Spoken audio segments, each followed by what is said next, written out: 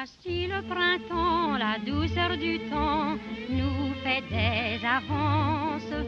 Partez mes enfants, vous avez 20 ans, partez en vacances. Bonjour et bienvenue dans Passion Autosport du Var. Aujourd'hui, retour dans les années 50 avec la mythique populaire, la Renault 4 chevaux. Avant de vous présenter mon invité, je voudrais qu'on fasse un petit bond en arrière et qu'on redécouvre l'histoire de la 4 chevaux, un véhicule qui a marqué l'après-guerre. C'est en 1940 que Fernand Piccard et Monsieur Serre vont commencer à concevoir la 4 chevaux en pleine occupation et en quasi-discrétion pendant la Deuxième Guerre mondiale, en prévision de l'après-guerre. La production démarre été 1947 à 300 exemplaires à quelques concessionnaires pour en faire la promotion. Un moteur 4 cylindres en ligne, 8 soupapes, propulsion 3 rapports. La 4 chevaux est un franc succès. Fin de sa commercialisation 1961, soit 1 105 547 exemplaires vendus. C'est un grand plaisir de recevoir aujourd'hui Franck dans Passion Autosport du Var pour nous faire découvrir la passion de la 4 chevaux.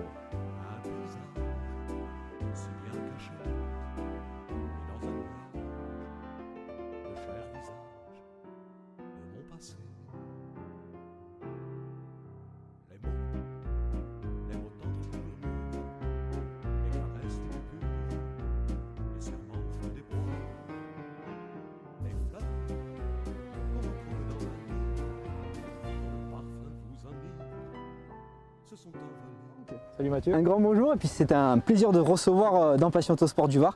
Alors ta 4 chevaux, elle est magnifique, hein. C'est vraiment...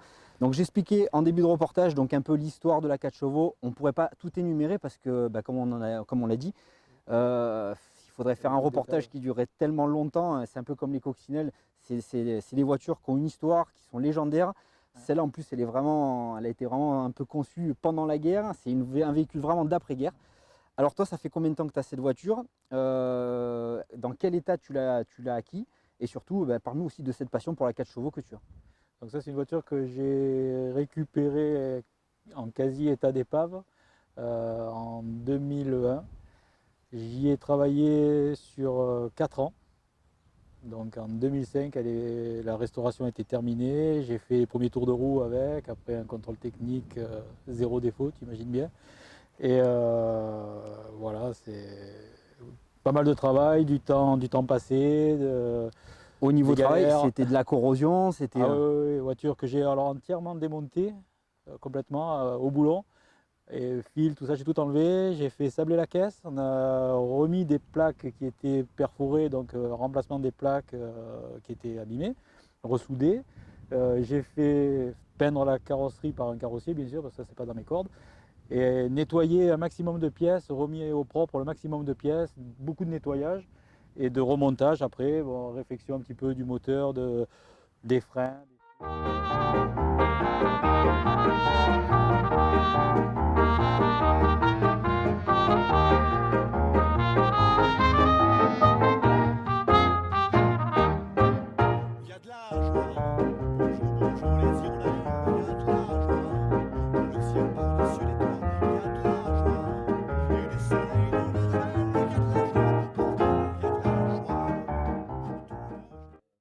C'est une voiture donc, qui est restée, la personne qui l'avait est décédée en 69.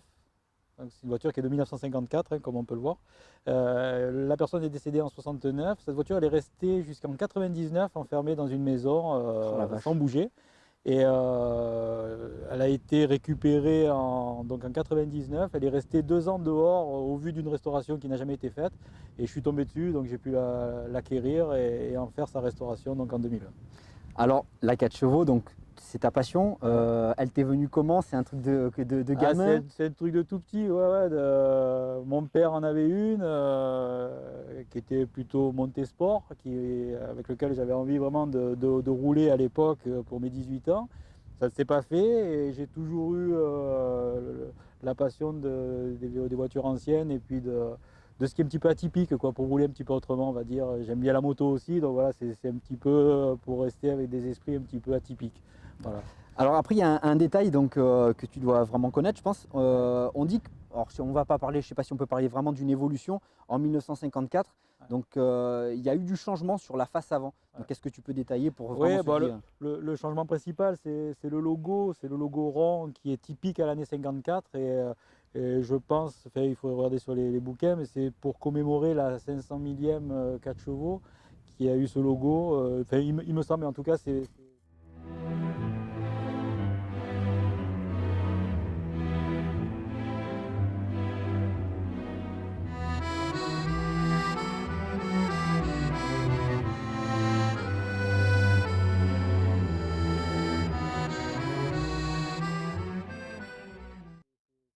C'est vrai, tu m'as raconté une petite anecdote tout à l'heure. Donc Ouais. en 54, quand il y a eu donc cette série, Ouais. ils avaient organisé un jeu. C'est Donc ça. vas-y, alors dis-nous parce que ça Ouais, m'a fait moi. Il y a un jeu qui avait été organisé pour, je pense que c'était pour les enfants. On leur distribuait un petit buvard et une épinglette avec le logo de la 4 chevaux et de la 500 millième 4 chevaux. Et c'était une image où il y avait des erreurs qui étaient mises sur cette image et les enfants devaient retrouver les erreurs. Et puis il y avait la clé, je crois qu'il y avait une 4 chevaux à gagner. Voilà, à déjà, l'époque, en 54. à l'époque, tu Ouais, c'est pas mal, étais ouais. content de Ouais. gagner la 4 Ah chevaux. ouais, Quoi. pour les gamins, Alors je sais pas exactement à l'époque combien elle valait cette voiture.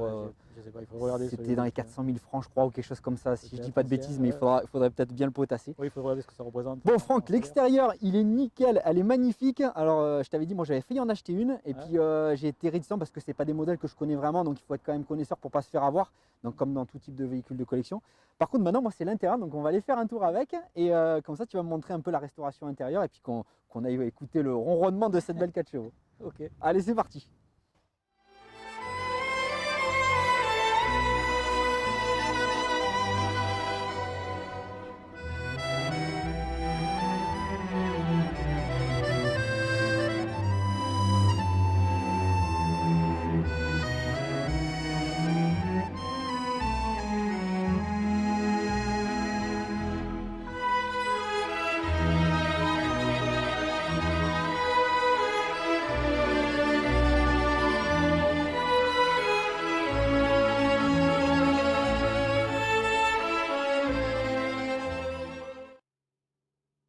Bon Franck, l'intérieur, c'est comme l'extérieur, hein. Tu as fait un boulot remarquable, donc je suppose qu'il n'était pas dans cet état.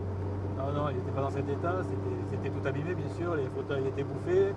Donc comme tu peux voir, le tableau de bord est en ferraille, donc c'est facile de faire repeindre ça, de le remettre à neuf. C'était rouillé au niveau tableau de bord? Ah oui, c'était tout passé, tout rouillé, elle avait pris le soleil, les intempéries, donc c'était vraiment passé. L'intérieur avait été bouffé par les bestioles, les rats, etc. Donc il fallait vraiment tout refaire au propre.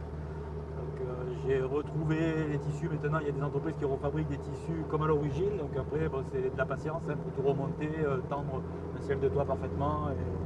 Et bon, ça se fait, quoi.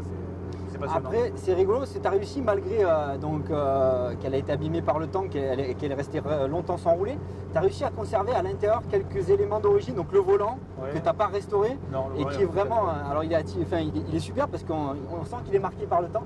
Les pare-soleil, Par soleil aussi que j'ai laissé. Ouais, j'ai voulu garder des petites notes de son époque, quoi, qu'elle garde, même s'ils ne sont pas efficaces, c'est pas grave. non mais ça reste, fait voilà. partie du jeu, c'était comme ça dans la voiture. Ouais. Donc, et c'est fait avec goût, franchement j'adore, elle est vraiment très propre.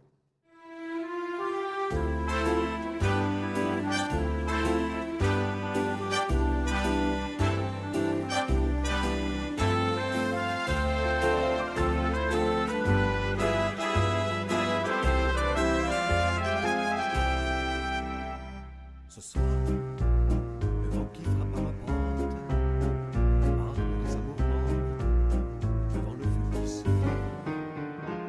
Ce soir, c'est une chanson d'automne à la maison. Il n'y avait pas d'option à l'époque, hein, pas de vitre électrique. Non, voilà, t'as juste une petite vitre qui s'ouvre, là, un déflecteur qui te laisse rentrer un petit peu d'air, t'as une petite trappe. Ouais, là, qui le s'ouvre et chauffage, on peut pas dire que c'était ça. Il y avait un peu de chauffage, ouais, qui passait pour désembuer la vitre, un chauffage à l'arrière sous le fauteuil pour laisser passer un petit peu d'air chaud qui venait du moteur, puis ça s'arrête là, quoi. C'est pas... Alors cette petite 4 chevaux, elle est, alors beaucoup elles font référence à la National 7, donc beaucoup de gens, des Parisiens partaient avec la petite 4 chevaux. Bon, fallait pas avoir un labrador derrière, avec la petite valise sur le toit et Ça. traverser donc la France pour aller sur la Côte d'Azur. Donc à l'époque, ça devait être quand même mariole. Ça devait être mariole, ouais. Il fallait vraiment en avoir envie de partir en vacances. Mais bon, à l'époque, c'était les premiers que j'ai payés, donc c'était c'est vraiment ça. la liberté, quoi. La voiture, c'était la liberté.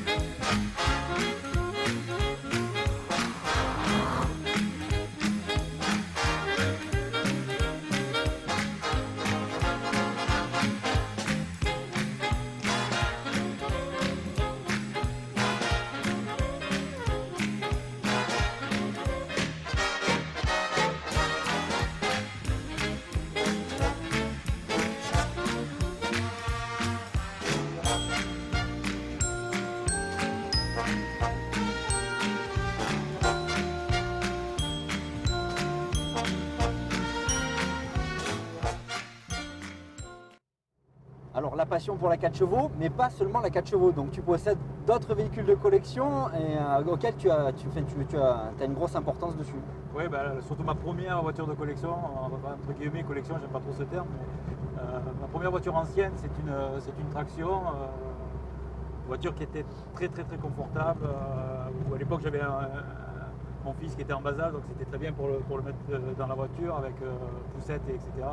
Et c'est une voiture qui est très confortable en roulant. Là c'était un peu la grosse berline par rapport à la 4 chevaux. Quoi, voilà, en fait. oui, c'est quand même autre chose. Hein. Donc Citroën avait sorti vraiment le gros truc. Quoi.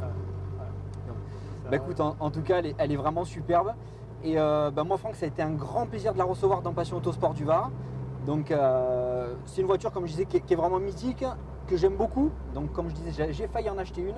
Et peut-être un jour j'en aurai une, je sais pas, c'est des projets. C'est des et puis là d'être dedans, donc c'est très confortable. Ça donne envie. Hein. Et puis elle est mignonnette, c'est vraiment des petites voitures qui ont marqué un temps, qui ont marqué une génération. Voiture populaire. Donc c'est un grand plaisir de la recevoir dans Passion Autosport du Var. Merci d'avoir suivi ce petit reportage, je vous retrouve très vite. Alors on va peut-être faire la suite, peut-être une Dauphine, mais c'est pas sûr encore. Quoi qu'il arrive, il y aura aussi une Golf Rally qui va suivre, un modèle très rare, donc il y en a très peu. Donc merci d'avoir suivi ce petit reportage sur Passion Autosport du Var. Ciao.